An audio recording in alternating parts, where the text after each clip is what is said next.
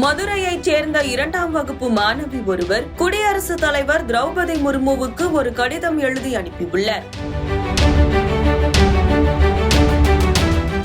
இந்த கடிதம் ஜனாதிபதி அலுவலகத்தையே நெகிழ வைத்ததுடன் குடியரசுத் தலைவரிடமிருந்து ஒரு பாராட்டு பதிலை பெற்றது.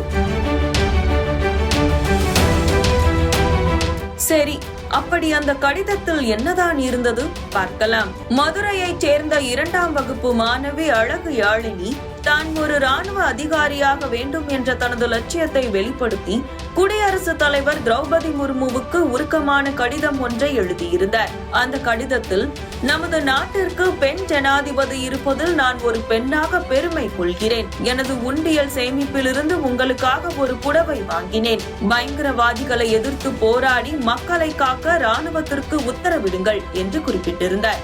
இந்த சிறுமியின் அன்பும் நாட்டு பற்றும் நிறைந்த கடிதம் குடியரசுத் தலைவர் அலுவலகத்தை மிகவும் கவர்ந்தது. இதைத் தொடர்ந்து குடியரசுத் தலைவர் திரௌபதி முர்முவின் தனி செயலாளர் யாழினிக்கு வாழ்த்து செய்தி ஒன்றை அனுப்பியுள்ளார்.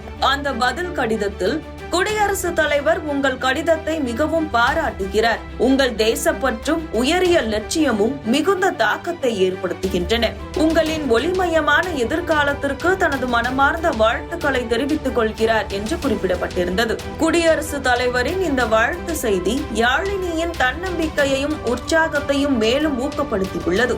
இளம் தலைமுறையினரின் இத்தகைய தேசப்பற்று நமது நாட்டின் எதிர்காலத்திற்கு ஒரு சிறந்த அடையாளமாக அமைகிறது.